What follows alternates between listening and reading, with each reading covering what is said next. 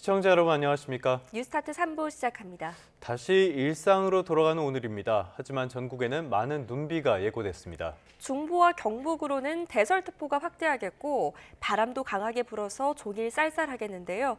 현장 연결해서 자세한 날씨 알아보겠습니다. 이혜민 캐스터. 네, 광화문에 나와 있습니다. 1시간 전에 봤을 때랑 그렇게 상황이 달라 보이진 않는데요. 서울에 눈은 언제부터 오는 겁니까? 네, 그렇습니다. 현재 서울은 하늘만 흐린 상태고요. 오전 9시 전후가 돼야 눈이 시작될 것으로 보입니다.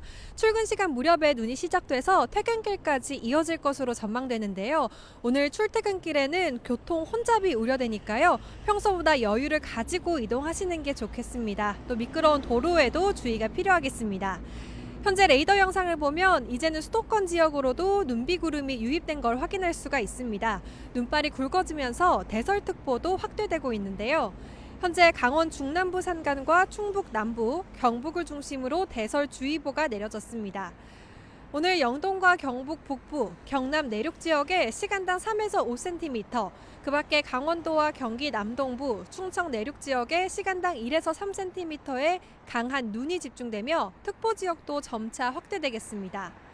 앞으로 강원 산간 많은 곳에 40cm 이상, 강원 동해안과 경북 동해안에 최고 30cm의 추가 폭설이 쏟아지겠고요. 충청과 경북 내륙에도 최고 8에서 10cm의 눈이 예상됩니다. 서울에는 1에서 5cm의 눈이 오겠는데요. 동해안과 제주를 제외하고는 오늘 밤에 대부분 그치겠습니다. 눈과 함께 거센 바람도 불겠습니다. 전국적으로 초속 15에서 20m의 강풍이 예상되는데요. 전남 남해안과 영남 해안, 제주 해안에는 강풍특보가, 대부분 해상에는 풍랑특보가 내려졌습니다. 시설물 피해 없도록 조심하셔야겠습니다. 현재 기온은 서울이 2도, 대전이 2.2도 등인데요. 바람이 강해서 체감온도는 영하권을 보이고 있습니다. 낮 기온은 서울이 4도, 대구는 5도로 종일 쌀쌀함이 느껴지겠습니다. 오늘 오전 전남 해안과 제주 해안에서는 기상 해일이 발생하는 곳이 있겠습니다. 높은 물결이 갯바위나 방파제를 넘을 수 있으니까요. 안전사고에 주의하셔야겠습니다. 지금까지 광화문에서 YTN 이혜민입니다. 마은혁 헌법재판관 후보자 임명 여부에 관심이 쏠리면서 여야 모두 압박 강도를 높이고 있습니다. 야당은 마 후보자 임명까진 국정협의회 참석도 하지 않겠다면서 엄포를 놨고, 반대로 여당은 최상목 대행에 동요하지 말라며 임명 불가를 거듭 강조했습니다. 박정현 기자입니다. 국민의힘은 헌법재판소의 결정이 마은혁 재판관 후보자 임명을 강제하는 건 아니라고 재차 선을 그었습니다. 헌재가 국회의 헌법기관 구성권을 침해했다고 판단했을 뿐 임명 명령이나 후보자 지위를 확인하는 청구엔 각하 결정을 내렸단 겁니다. 최 대행은 야당 겁박에 흔들리면 안 된다고 거듭 촉구했습니다.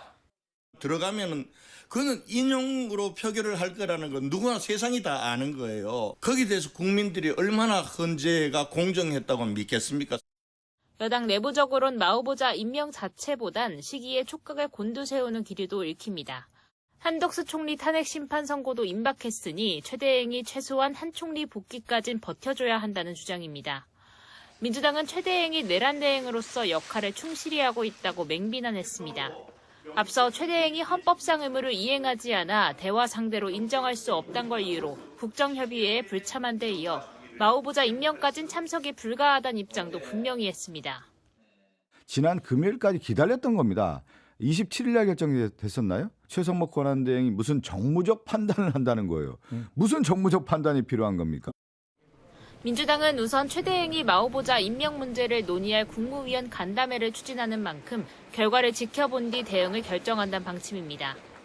민주당은 또 국민의힘 서천호 의원이 3.1절 탄핵반대 집회에서 헌법재판소를 때려 부수자고 발언한 걸 놓고 국헌을 물랑케 하는 막말이자 망언이라며 공세를 이어갔습니다.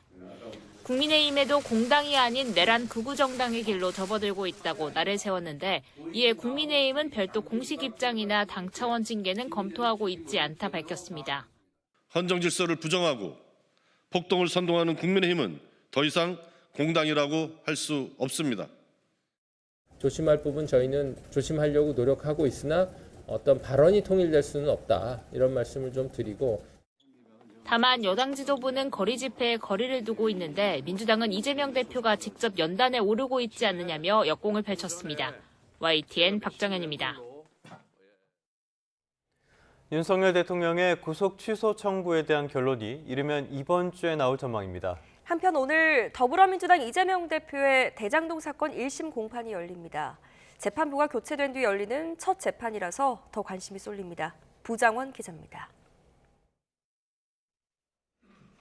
윤석열 대통령 측이 구속 취소를 청구한 건 지난달 4일. 그로부터 한 달여 동안 숙고를 거듭해온 법원이 이르면 이번 주 최종 결론을 낼 것으로 보입니다.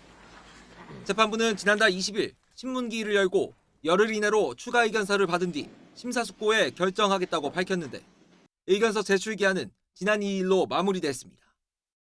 추가 의견서 내용이 신문당 시 주장과 대동소이할 가능성이 큰 만큼 재판부가 검토하는데 그다지 오래 걸리지 않을 거란 관측이 우세합니다. 다만 법원이 이달 중순쯤으로 예상되는 헌법재판소의 탄핵심판 결론까지 지켜본 뒤 결론을 낼 거란 의견도 적지 않습니다. 내란 수괴 혐의로 구속돼 형사재판을 받는 현직 대통령의 신병 문제가 헌재 결정에 미칠 영향 등을 신중히 고려하지 않겠느냐는 겁니다. 이런 가운데 오늘 오전 10시 반에는 더불어민주당 이재명 대표의 대장동 성남FC 등 사건 1심 공판이 열립니다. 법원 정기 인사로 재판장과 배석 판사까지 모두 바뀐 뒤 처음 열리는 재판이라 이목이 쏠립니다. 형사소송법상 재판부가 변경되면 공소사실에 대한 입장을 다시 확인하고 증거조사도 새로 진행하는 등 복잡한 갱신 절차를 거쳐야 하는데 지난달 28일 대법원이 이런 절차를 간소화하는 개정 형사소송규칙을 시행하면서 재판 진행에 속도가 붙을 거란 관측이 나옵니다. YTN 부장원입니다. 지금까지 살펴본 내용들은 잠시 뒤에 전문가와 함께 조금 더 깊이 들여다보겠습니다. 이번에는 정치권 소식도 살펴보죠. 박근혜 전 대통령이 국민의힘 지도부를 만나 윤 대통령 수감에 마음이 무겁고 국가 미래를 위해 여당이 단합해야 한다고 말했습니다. 민주당 이재명 대표는 국민의힘이 이익과 욕망을 위해서라면 부모도 내칠 극우 파시즘 정당이라고 날을 세웠습니다. 안윤학 기자입니다. 국민의힘 권영세 비상대책위원장과 권성동 원내대표 등 당 지도부가 취임 뒤 처음으로 박근혜 전 대통령을 예방했습니다. 박 전 대통령은 윤 대통령이 구치소에 수감돼 현 상황을 맡게 된 데 마음이 무겁고 국가의 미래를 위해 여당이 단합해줬으면 좋겠다고 말한 것으로 전해졌습니다. 거대 야당을 상대로 하는 힘든 일이 많겠지만 집권 여당으로서 책임을 꼭 좀 다해달라는 당부의 말씀을 여러 차례 주셨습니다. 특히 개인의 소신이 있을 수 있지만 집권당 대표가 소신이 지나쳐 사사건건 대립각을 세우는 건 바람직하지 않다고 지적했는데 당내에선 한동훈 전 대표와 유승민 전 의원을 겨냥한 발언이란 해석이 나왔습니다. 박 전 대통령은 또 윤 대통령 탄핵 심판에 어떤 결과가 나오든 국론이 분열될 가능성이 있다며 진영 대립이 매우 걱정된다고도 토로했습니다. 이에 민주당은 여당이 극우 세력과 야합해 헌법 질서와 대통령 탄핵을 사실상 부정하고 있다며 정상적인 정당으로 돌아오라고 쏘아붙였습니다. 박근혜 탄핵이라고 하는 국민적 합의가 끝난 사안을 가지고 다시 뭔가 자신들의 어떤 그 행위를 옹호하고 또 그걸 확대시키기 위한 그런 매우 어떤 반헌법적 또 반국민적 행동이라고 생각하고요. 이재명 대표는 국민의힘이 추구하는 가치도 없고 필요에 따라 보수를 참칭할 뿐 이익과 욕망을 위해서라면 원수도 영입하고 부모조차 내칠 극우 파시즘 정당이라고 맹비난했습니다. 이어 지금은 여당이 폭력적 극우가 힘이 있다 싶어 붙어 있지만 힘이 빠지는 순간 언제 그랬냐며 윤 대통령과 극우 집단을 배반할 거라고 주장했습니다. YTN 안윤학입니다.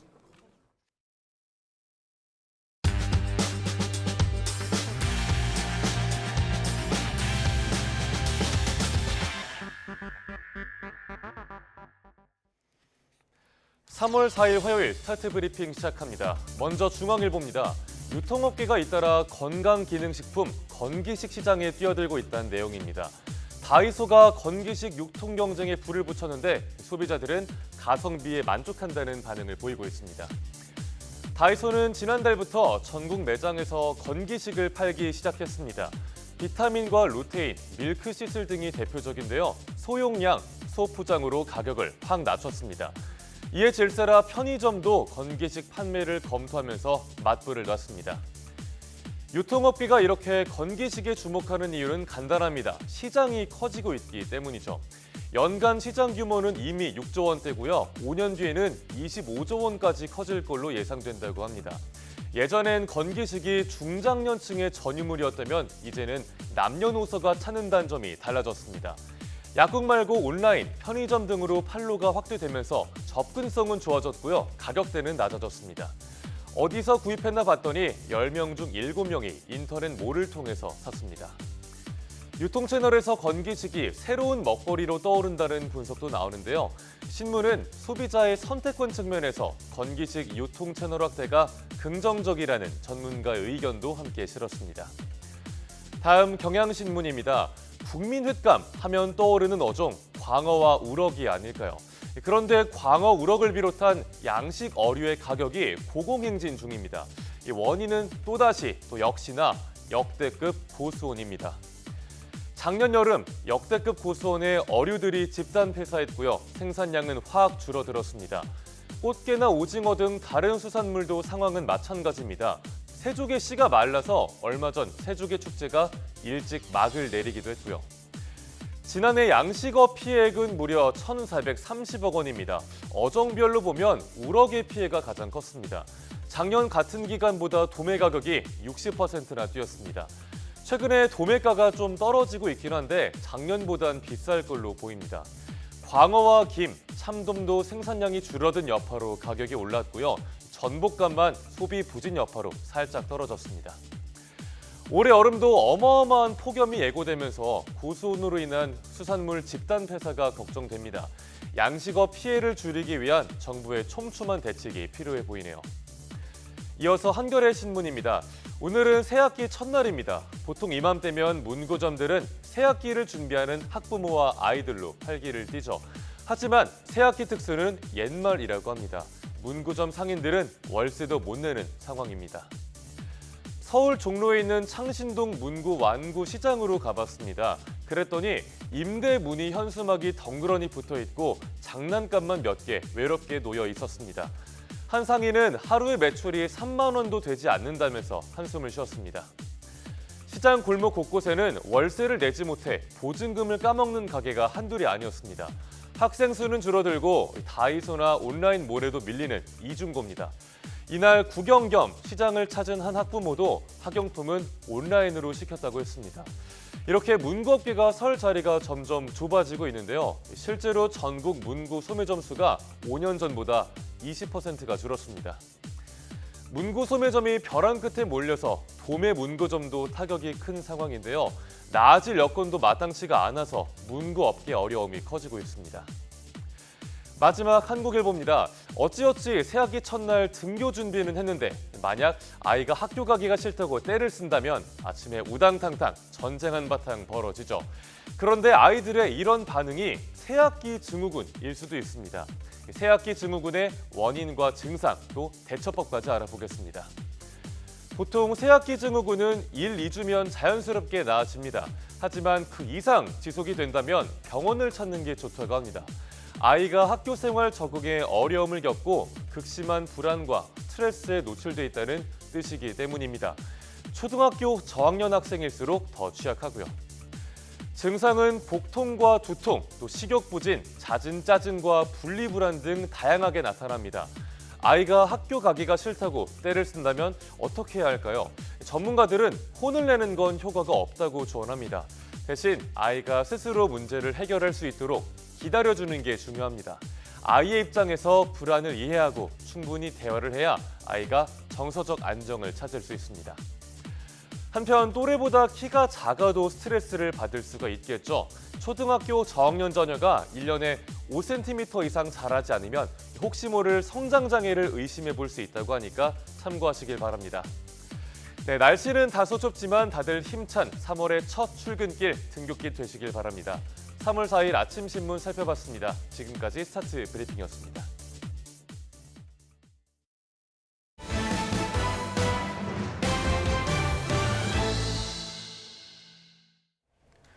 트럼프 미국 대통령이 캐나다와 멕시코, 중국에 대한 관세 부과를 예정대로 오늘 진행하겠다고 밝혔습니다. 전 세계를 상대로 한 상호 관세는 다음 달 2일 시작된다고 예고했습니다. 시장에 큰 충격을 줬습니다. 워싱턴 권준기 특파원입니다. 트럼프 대통령 소개로 백악관 연단에 선 타이완 반도체 기업 TSMC 회장, 바이든 행정부 때 투자한 650억 달러에 이어 1,000억 달러, 우리 돈 146조 원을 미국에 더 투입하겠다고 밝혔습니다. Again, with that, I want to thank President Trump again for his support. 최근까지 타이완에 대한 방어 약속을 공개적으로 하지 않던 트럼프는 중국이 타이완을 침공하면 재앙적 사건이 될 거라고 경고했습니다.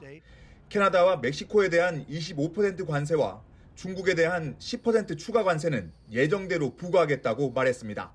수입 농산물에 대한 관세와 전 세계를 상대로 한 상호 관세는 4월 2일을 D-Day로 예고했습니다. Reciprocal tariffs start on April 2nd.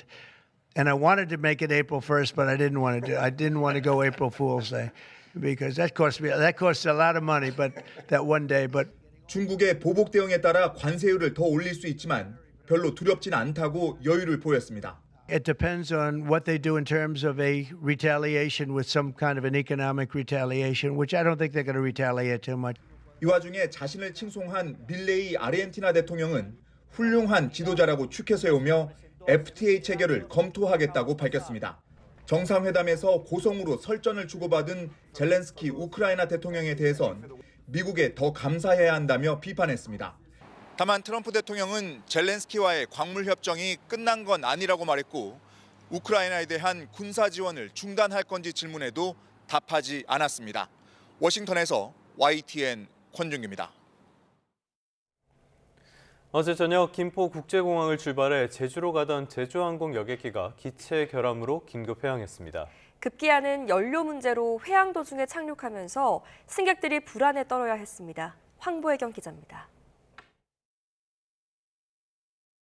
어제 저녁 승객 160여 명을 태우고 김포에서 제주로 향하던 제주항공 여객기 7C139편. 이륙 1시간여 만에 날개 쪽 결함이 확인돼 제주도 상공에서 머리를 돌렸습니다. 연료 개통 문제까지 발생해 출발지인 김포공항으로 되돌아가려던 계획도 수정해야 했습니다. 연료 부족과 기체 결함으로 인하여 김포공항이 아닌 가까운 청주공항에 착륙을 할 예정입니다라고 방송을 했습니다. 애들도 이제 막 울기 시작하고 사람들도 불안에 떨고 있고 항공사의 사전 점검 미흡을 지적하는 승객들 목소리가 잇따르는 가운데 제주항공 측은 정확한 경위를 파악하고 있다고 밝혔습니다. 집안이 온통 새까만 잿더미로 변했고 창문은 앙상한 뼈대만 남았습니다. 지난달 화마가 휩쓸고 간 인천 심곡동 빌라에서 홀로 있다 발견된 초등학생 A양이 끝내 숨을 거두었습니다. 유족들은 A양의 장기를 기증했습니다. 도로 한복판에 차량 한 대가 바닥을 드러낸 채 옆으로 넘어져 있습니다. 서울 성수대교 교차로를 달리던 SUV가 뒤집히는 사고가 난 건 오늘 새벽 1시 20분쯤. 경찰은 운전자를 상대로 정확한 사고 경위를 조사하고 있습니다. YTN 황보혜경입니다. 오늘도 살펴볼 만한 법적인 이슈가 많습니다. 전문가와 함께 하나하나 짚어보도록 하겠습니다. 네, 관련 내용 임주혜 변호사와 함께하겠습니다. 어서 오세요. 어서 오십시오. 네, 안녕하세요. 네. 먼저 짚어봐야 될 게 마은혁 후보자 임명 이 부분인데요. 오늘 최상목 권한대행이 간담회를 진행을 한다고 해요. 이게 먼저 한번 짚어봐야 될 게 국무회의가 아니라 국무위원 간담회를 연다고 합니다. 이 두 개가 뭔 차이가 있는 겁니까? 사실 엄밀히 구분하자면 국무위원 심의라고 한다면 좀 더 공식적인 절차라고 볼 수 있고요. 예. 당연히 참석하는 의원들 국무위원에 한정이 될 것이고 그 과정이나 절차에 있어서도 조금 더 형식적인 부분 또 격식을 갖췄다라고 볼 수 있습니다. 네네. 그리고 공식적으로 국무위원들이 결정한 입장 표명이 있다 이런 차이로 볼 수 있고요.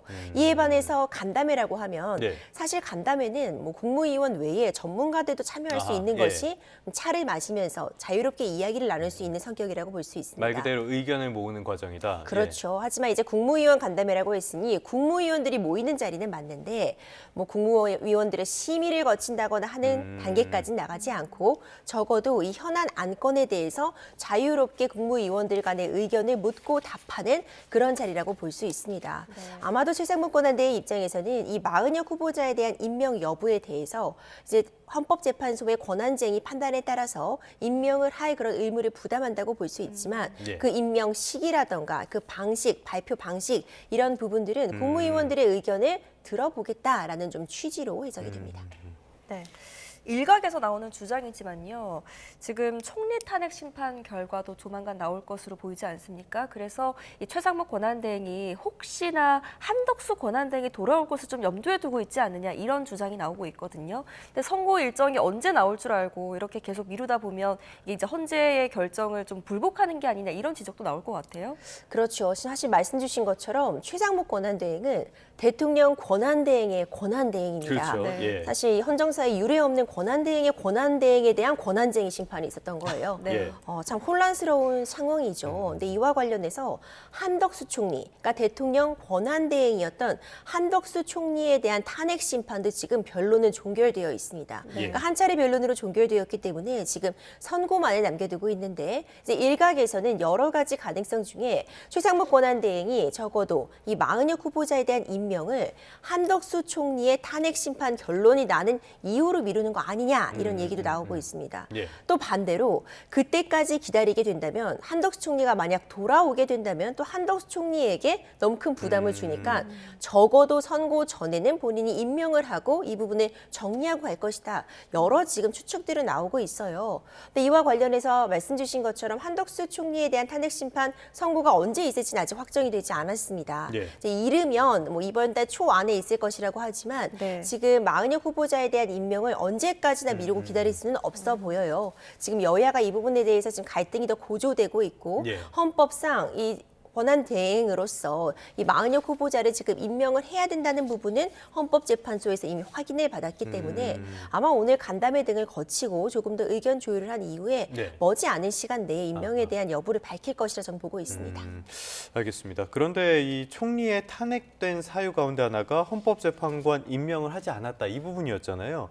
그렇다면은 말씀하신 이런 상황이 진행이 된다면은 한덕수 총리가 돌아와서 마은혁 재판관 후보자를 임명해야 되는 어떻게 보면 좀 곤란한 상황이 발생할 수도 있겠네요.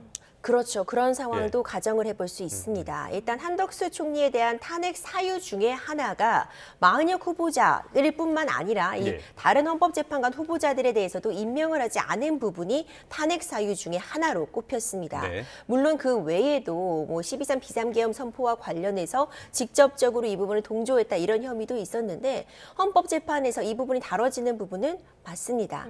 다만 이제 마은혁 후보자에 대해서 임명을 하지 않은 것이 대통령으로서 할 수 있는 일이 아니다. 이 부분은 국회에 그 헌법재판관 구성권을 침해했다고 판단을 받은 건 권한쟁의 심판이었습니다. 그런데 탄핵 심판에서는요, 어떤 이 행동이 법적으로 위배됨이 있음은 분명하고 거기에 더해서 이것이 탄핵을 시킬 정도로 중대한 위법 사항이 발생했느냐까지 한 단계 더 거쳐서 판단을 하게 됩니다. 그렇기 때문에 적어도 한덕수 총리의 탄핵 심판에서 이 헌법재판관 후보자를 임명하지 않은 부분이 문제가 있다는 점까지는 확인이 됐지만 이것이 파면할 정도로 중대한 위법 사항인지 이 부분을 한덕수 총리의 탄핵 심판에서 한 번 더 논의될 부분일 것 같고요. 경우에 따라서는 만약 최상목 권한대행이 이대로 임명을 하지 않고 시간이 지나서 한덕수 총리가 다시 권한대행으로 복귀를 하게 되면 이번엔 한덕수 총리가 또 다시 마은혁 후보자를 임명할 것인가 말 것이냐를 놓고 다시 한 번 또 논쟁의 여지가 벌어질 수 있습니다. 네, 헌재의 이런 결정에 대해서 이제 권한대행이 임명을 하는 것은 강제력이 없다라는 주장이 지금 여권에서 나오고 있거든요. 어떤 것들을 좀 근거로 하고 있습니까? 일단 원칙적인 부분을 살펴봐야 됩니다. 이 헌법재판소법 제66조에 보면 명확하게 규정이 되어 있습니다. 일단 헌법재판소가 부작위 어떤 행위를 하지 않은 부분에 대해서 심판 청구를 받아들인다면 피청구인은 결정 취지에 따른 처분을 해야 한다고 되어 있습니다. 네. 그러니까 이 권한대행의 지위에서 헌법재판소에서 이런 행동을 해야 된다, 하지 네네. 않았음이 문제 있다라는 판단을 받았으면 그 행동을 할 의무가 부담이 된다고 볼 수 있어요. 네. 다만 이런 헌법재판소의 결정이 있었다고 해서 이 결정이 있음과 동시에 마은혁 후보자가 임명이 된 것은 아닙니다. 네네. 물론 최상목 권한대행의 임명이라는 그런 행위, 그 절차가 필요한 상황이지만 적어도 이런 행동을 해야 된다는 의무까지는 부담이 되었고요. 그러니까 이 66조에 보면은 그 임명은 해야 되지만 하지 않았을 때 처벌 조항이나 그러니까 강제 조항 같은 건 없다는 말씀이신 건가요? 그렇죠. 그 네. 부분이 굉장히 또 중요합니다. 그러니까 66조에 따라서 의무가 부담된 부분은 분명한데 만약 66조를 어겼을 경우에 그럼 어떤 네. 뭐 처벌이라든가 그에 뒤따르는 강제할 수 있는 권한이 있느냐? 그 부분은 없거든요. 그렇다면 결국 이제 일각에서는 이런 부분이 있기 때문에 임명을 하지 않아도 된다는 취지가 얘기가 나오지만 그래서, 예. 사실 엄밀히 보자면 임명을 해야 할 의무를 부담하는 것은 맞고요. 네. 다만 여러 가지 어떤 현재의 상황이라든가 지금 정치적인 그런 이슈들을 고려해서 그 임명 시기를 하루 이틀 늦춘다고 해서 당장 최상목 권한대행이 이 법을 어겼다 이렇게 보긴 어려운 측면이 있겠죠. 네네네. 하지만 임명 자체를 피하기는 어려워 보이고 만약 계속 임명을 미뤘다면 이 자체가 또 탄핵 사유가 될 수 있거든요. 예, 예. 그런 방식으로 강제력을 가질 수 있는 조항이다 이렇게 보여집니다. 최상목 권한대행이 이 마은혁 재판관 후보자를 임명을 한다고 하더라도 지금 평이 합류를 할 것이냐 말 것이냐 또 이 여부가 또 변수이지 않습니까? 만약에 구인 체제로 갔을 때 선고가 또 연기될 가능성은 어떻게 보세요? 그렇죠. 사실 탄핵 심판 같은 경우는 이미 변론이 종결되고 예. 재판관 8인이 모여서 지금 매일 평의를 진행하고 있습니다. 평의는 결국 선고 전에 의견을 교환하면서 결국 평결, 이 부분에 대한 투표를 붙이게 되는 거잖아요. 네. 그 부분을 하기 위한 과정이라고 볼 수 있는데 이미 8인 체제로 변론은 종결되고 평의도 진행 중입니다. 네. 하지만 현 시점에서 마은혁 후보자가 임명이 되면 마침내 헌법재판소가 9인 체제로 완성이 되는 부분은 맞습니다. 네. 다만 이미 변론이 종결된 윤석열 대통령 탄핵 심판에 마은혁 이제 후보자가 임명이 된 이후에 마은혁 재판관을 참여시킬지 네. 이 부분은 다시 한번 기존 재판관들의 평의를 거칠 문제로 보여집니다. 만약 마은혁 후보자가 이제 합류하게 된다면 이때는 변론 갱신이 필요합니다. 네. 변론 갱신이라는 건 재판부 구성이 추가되거나 이제 바뀌게 되었을 때 이 재판관, 새로 들어온 재판관은 기존에 있었던 재판을 함께한 당사자가 아닌데 네네네. 이런 부분들에 대해서 다시 공부하고 습득하고 이 전 과정을 살펴볼 시간이 필요해서 다시 변론을 열게 되거든요. 최근 형사소송법 규칙이 이제 개정이 되어서 이 갱신 절차를 좀 간소화하는 그러니까 녹음 같은 부분이 되어 있기 때문에 이것을 녹취록을 보면서 서면으로 좀 대체하는 그런 조항이 들어와 있긴 합니다. 네. 하지만 과연 헌법재판, 특히 이런 이 탄핵 심판과 같은 중요한 재판에서 간소화한 그런 갱신 규정을 썼을 때 윤석열 대통령 측에서는 이 부분에 대해서도 이의 제기를 할 수 네네네. 있거든요. 예. 이런 부분들을 감안해서 아마도 이제 8인 체제에서 판결을 내리는 것으로 재판관 평의에서는 결론이 나오지 않을까 이런 지금 예측도 가능하고요. 만약 합류하게 된다면 변론 갱신을 거쳐야 하기 때문에 지금 예상되고 있는 변론 종결 후에 2주 정도 안에 지금 판단이 날 것이다. 네. 그러므로 3월 초중순 안에 결론이 날 것이다라고 보고 있는데 이보다는 한두 주 정도 이상은 늦춰질 가능성이 충분히 있습니다. 그러니까 구인 체제가 된다고 해서 뭐 기대하는 것만큼 누가 예상하는 것만큼 많이 지연되지는 그렇죠. 않고 약간 지연되는 정도 이 정도로 예상을 해볼 수가 있겠는데요. 만약에 구인 체제가 완성이 된다고 가정을 했을 때 이 탄핵 심판 선고에 어떤 영향이 있을지 이 부분도 관심사거든요. 누가 유리할까요? 그렇죠. 굉장히 복잡한 부분이 예. 있는데 지금 8인 체제냐 9인 체제냐와 상관없이 탄핵이 인용이 되려면요. 탄핵에 찬성하는 재판관이 6인이면 됩니다. 6명. 예. 예. 이것은 8인이어도 9인이어도 동일합니다. 하지만 말을 조금 바꿔보자면요. 만약 8인 체제에서 반대하는 사람, 탄핵에 반대하는 사람이 네. 3명이 나오면 이때 탄핵은 이루어지지 않습니다. 하지만 9인 체제로 갔을 때요. 탄핵에 반대하는 사람이 3명만 나오면 9인 체제 하에서는 파면이라는 결과가 나올 수 예. 있는 거죠. 그러니까 6인이 찬성이 필요하다는 부분은 다르지 않지만 탄핵에 반대하는 사람이 몇 명이냐에 있어서는 이 결과가 차이가 될 수 있어서 이 자체로도 사실 영향이 크게 볼 수 있다라고 볼 수 있고 사실 일각에서는 뭐 마은혁 후보자의 성향 뭐 네. 이런 부분들도 얘기가 나오긴 합니다. 그러니까 기본적으로 헌법재판관은 본인의 어떤 양심과 뿐만 아니라 법에 따라서 판단하기 때문에 어떤 성향이 문제되는 것이 바람직하진 않다고 봅니다. 다만 이런 측면들도 당연히 가만히 될 수밖에 없기 때문에 쉽사리 누구에게 유리하냐 따지긴 어렵고 네. 지금 시기적인 측면 언제 이 결정이 나오느냐가 굉장히 민감한 상황이기 그렇죠. 때문에 마은혁 후보자가 당연히 헌법재판소 재판관으로 임명이 돼야 된다고 얘기한 측에서도 만약 마은혁 후보자가 들어와서 이 선고가 늦춰지게 된다면 그땐 또 다른 이야기가 나올 수 있거든요. 예. 굉장히 복잡한 셈법이 지금 나오고 있습니다. 네, 말씀하신 것처럼 유불리 셈법이 굉장히 복잡한데 이것과는 또 별개로 지금 이제 헌법재판관들의 평의가 오늘부터 다시 이제 시작이 됩니다. 3.1절 연휴에도 지금 사건 기록을 검토한 것으로 알려지고 있거든요. 이르면 이번 주 중에 윤석열 대통령 탄핵 심판 선고 날짜가 나올 가능성이 나오고 있는데 어떻게 보세요? 보통 이제 선고 날은 변론이 종결할 때 네. 밝히지 않고요. 앞선에 있었던 이 최상목 권한대행의 이 권한쟁의에 대한 선고 일자도 이틀 전에 공지가 되었습니다. 이런 부분들을 보자면 한 2, 3일 정도 전에 선고 날짜를 미리 발표할 가능성이 있고 이번 주 중에 선고가 나려면 지금 바로 이 주 초에 언제 선고가 나겠다는 부분을 지금 발표해야 되는데 네. 연휴가 끝난 직후라서 사실 아직까지는 충분히 평의와 어떤 표결 절차 그리고 판결문을 작성할 시간이 충분히 있었는가 이 부분은 좀 의문으로 남습니다. 예. 그렇기 때문에 적어도 이런 중차대한 결정을 네. 함에 있어서 충분한 시간이 조금 더 필요하지 않나 이번 주 안에는 조금 이른 것이 아니냐 이런 예측도 나오고 있고요. 물론 이 지금 이미 재판관들이 다른 재판들 헌법재판소에 지금 여러 가지 탄핵 심판이라던가 이런 부분들이 제기되어 있지만 윤석열 대통령의 탄핵 심판을 가장 중점적으로 우선적으로 우선순위에 두겠다고 밝히고 있어서 이 사건부터 보고 있으면 네. 분명합니다. 네. 그리고 연휴 기간에도 계속해서 관련 사건 기록들을 검토했다고 밝히고 있어서 빨리 정리될 가능성은 충분하지만 이번 주 내에 선고가 되기에는 당장 오늘 내일 중에 네. 이에 대한 발표가 있어야 되는데 조금 무리한 부분이 있지 않나 저는 그렇게 보고 있습니다. 그러면 일단 이번 주 선고는 조금 어렵지 않은가 이렇게 생각을 해볼 수가 있겠고요. 그런데 앞서 상황을 살펴보니까요. 박근혜 전 대통령 그리고 노무현 전 대통령 때 다 금요일 날 선고를 했더라고요. 그렇죠. 뭐 특별한 이유가 있습니까? 사실 뭐 특별한 이유가 있기보다는 이제 금요일까지 그러니까 한 주의 끝이라고 볼 수 있으니까 그 주에 평의 표결 뭐 재판 그 판결문을 작성하는 시간들을 거쳤다고 볼 수도 있을 것 같고요.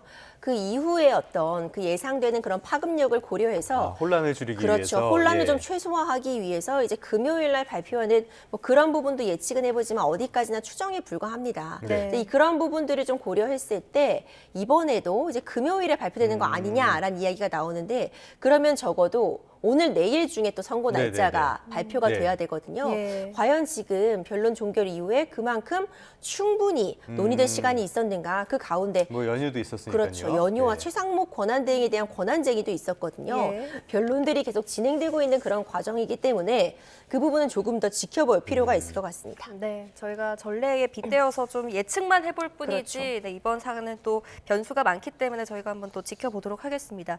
이 탄핵 심판과 별개로 지금 형사 재판도 이제 진행되고 있지 않습니까? 이번 달부터 이제 계엄 사태의 핵심 인물 공판이 줄줄이 시작되죠.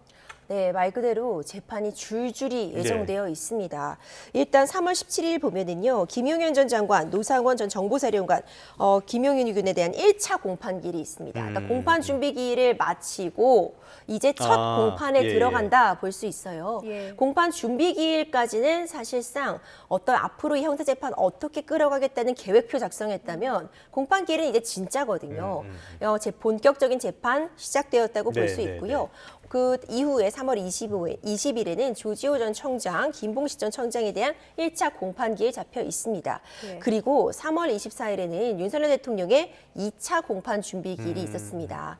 그러니까 지난 1차 공판 준비기일에서는 구속 취소에 대한 신문이 있었고요. 그렇죠. 예. 1차적으로 어떻게 진행을 할지 공판 준비기일을 통해서 대략적인 과정을 거쳤는데 그 한 달 정도 이후에 지금 2차 공판 준비 기일에 잡힌 것을 보면 이제 본격적으로 어떤 증거 자료들을 제출할 것인지 필요한 증인이라던가 이 변론의 전 방향에 대해서 좀 마무리하는 정리하는 마지막 시간을 가지지 않을까 예측이 되고 있습니다. 네.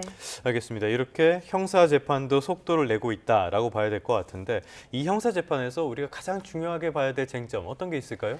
이게 지금 내란죄가 문제되고 있습니다. 내란죄라는 건 정말 중형이 선고될 수 있는 범죄입니다. 뭐 보니까 굉장히 중형밖에 없더라고요, 애초에. 그렇죠. 말씀 주신 것처럼 정확하게 이것이 중요 임무를 담당했는지 단순 가담자인지 아니면 내란죄의 우두머리인지에 따라 그 처벌의 정도는 다르지만 사실 사형까지 규정이 되어 있는 그런 중범죄라고 볼 수 있습니다. 그렇기 때문에 쉽게 인정되는 것이 아니라 엄격한 요건이 있는데 국헌문란의 목적으로 결국 폭동을 일으켰는가가 쟁점이 될 수 있습니다.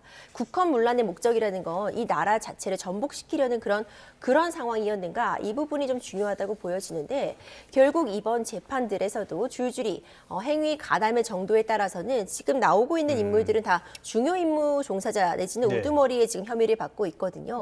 국헌문란의 목적을 갖고 있었는지 그래서 나라의 혼란을 초래할 그런 의도와 목적이 있었는지 부분과 더불어서 헌법재판에서도 거듭 지금 함께 문제가 되어 있었던 어떤 국회의원들에 대한 체포 지시라던가 한 나라의 삼권 분립 중에 중요한 역할 한 축을 담당하고 있는 국회에 대한 어떤 무력 진압이나 탄압에 어느 정도 관여했는지 이런 부분들이 이번 내란죄의 형사재판에서도 굉장히 중요하게 작용할 것이고 국헌문란의 목적 같은 부분은 굉장히 엄격하게 책임을 물어야 되는 부분이 있어서 처벌이 강하기 때문인가요? 그렇죠. 또 그만큼 정말 국헌문란의 목적을 갖고 있었는지를 또 엄중히 따져봐야 될 측면이 있거든요.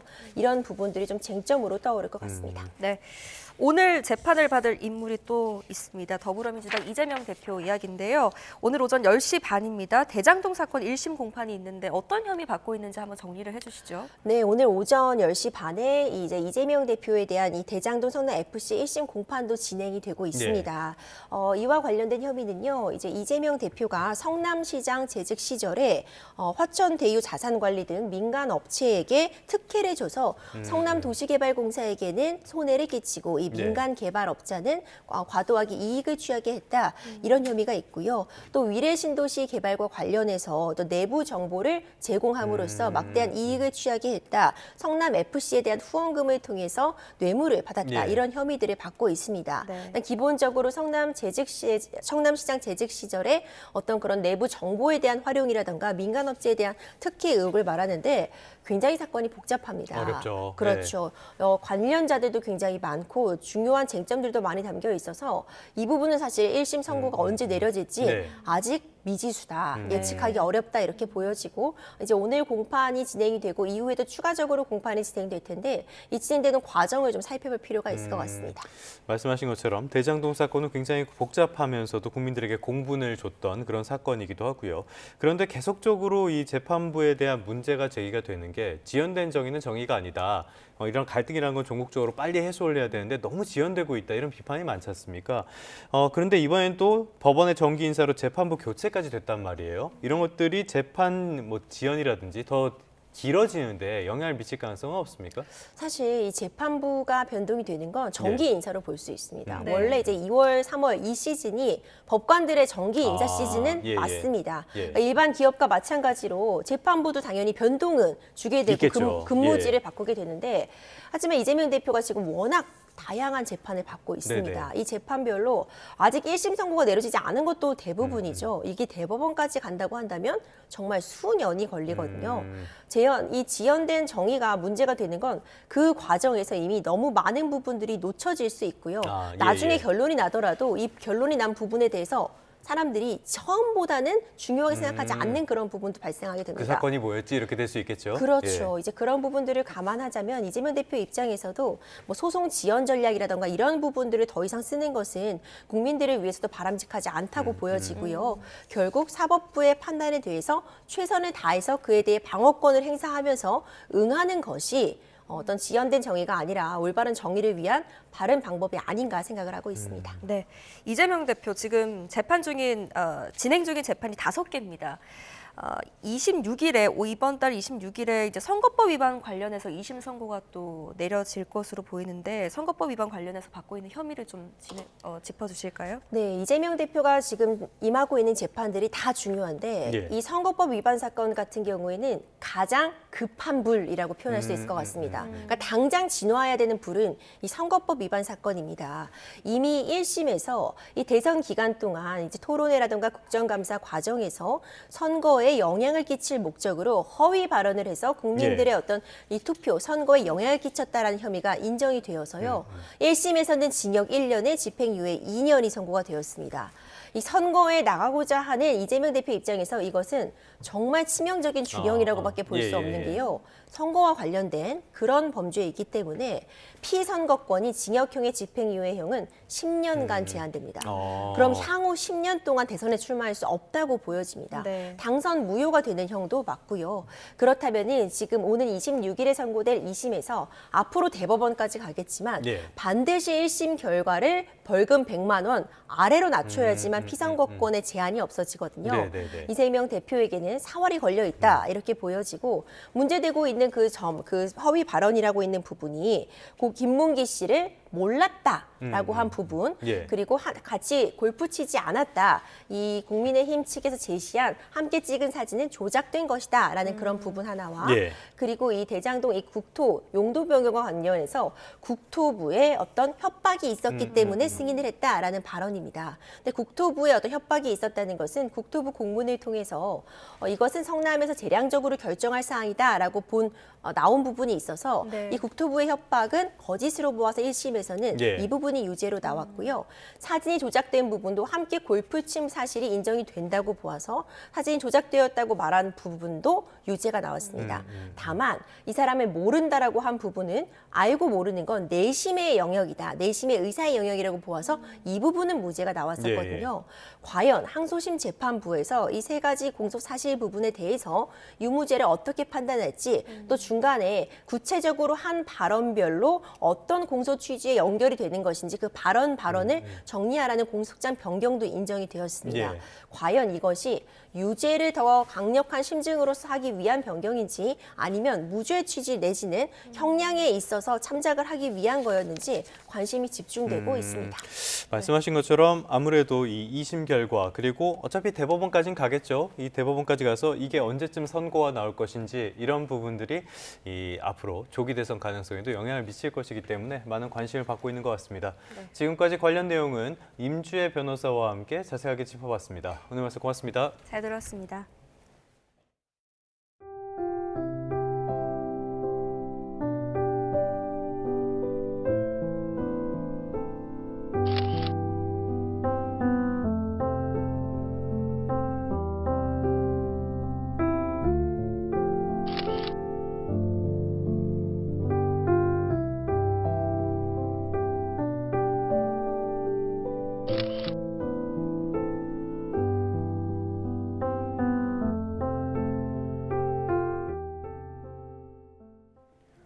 끝으로 출근길 날씨 살펴보겠습니다. 네, YTN 날씨 중계차 연결해 보겠습니다. 고은재 캐스터. 네, 서울 광화문에 나와 있습니다. 네, 오늘 오전에 눈비 예보가 있었는데 아직까지는 눈비가 보이지 않네요. 언제쯤 내리는 겁니까? 네, 오늘은 일상으로 돌아가는 3월의 첫 평일이자 개학식과 입학식이 몰린 날이기도 한데요. 반짝 추위가 찾아온 가운데 전국에 눈비 예보가 있습니다. 이미 남부지방을 중심으로는 새벽부터 눈이나 비가 이어지고 있는데요. 아직 말씀하신 것처럼 서울에는 눈비가 시작되지 않은 모습입니다. 네, 말씀하신 것처럼 아직 서울에 눈이 오지 않는 것 같은데 언제쯤 시작될 것으로 보입니까? 네, 앞으로 눈비구름이 북상하면서 서울에서는 오전 9시를 전후로 진눈깨비나 눈이 시작될 것으로 보입니다. 오늘 서울에는 최고 5cm의 눈이 예보가 됐는데요. 이 3월의 첫 출퇴근길과 등하굣길 이 눈비로 인한 교통 불편이 우려됩니다. 현재 레이더 화면 살펴보면 일부 충남과 남부지방을 중심으로 산발적인 눈이나 비가 내리고 있습니다. 이 눈비구름은 점차 북상하면서 전국에 영향을 주겠는데요. 특히 영동과 경북 북부, 영남 서부를 중심으로는 시간당 3에서 5cm의 강한 눈이 집중되겠고요. 그 밖에 강원과 경기 남동부, 충청에서도 눈발이 굵어지면서 점차 대설특보도 확대하겠습니다. 이미 50cm가 넘는 폭설이 쌓인 강원 산간에는 내일까지 40cm 이상의 눈 폭탄이 추가로 쏟아지겠고요. 경북 북동 산간에도 최고 30cm, 경기 남부와 충청, 전북 동부와 영남에도 8에서 10cm의 많은 눈이 예상됩니다. 서울 등 그 밖의 지역에도 오늘 1에서 5cm의 눈이 내리겠습니다. 이 강풍의 바다 날씨도 비상입니다. 전국적으로 바람이 강한 가운데 특히 해안가에는 최소 20m 이상의 돌풍이 불겠고요. 대부분 해상에는 풍랑특보가 내려졌습니다. 특히 전남 해안과 제주도 해안에서는 오전까지 해일 피해에도 유의하셔야겠습니다. 어제 밤사이 전국적인 눈비가 내리고 난 뒤에 공기는 다시 반짝 차가워졌습니다. 현재 서울 기온이 2.2도, 광주 2.5도 보이고 있고요. 한낮에도 서울이 4도, 대구 5도에 그치겠고 찬바람의 체감온도는 3도에서 4도가량 더 낮겠습니다. 오늘 내리는 눈비는 퇴근길 무렵부터 점차 그치기 시작해서 밤이면 대부분 잦아들겠습니다. 다만 동해안과 제주도에서는 내일까지 계속되는 가운데 특히 영동과 경북 북동 산간에는 추가 폭설이 쏟아지겠는데요. 이 지역에는 이번 주 쏟아지는 눈의 양이 총 1m에 달할 것으로 보입니다. 폭설로 인한 피해 없도록 시설물 점검 잘해주시기 바랍니다. 지금까지 서울 광화문에서 YTN 고은재입니다. 네, 3월 4일 뉴스타트 마무리하겠습니다. 네, 활기찬 출근길, 등굣길 되시기 바랍니다. 시청해주셔서 고맙습니다.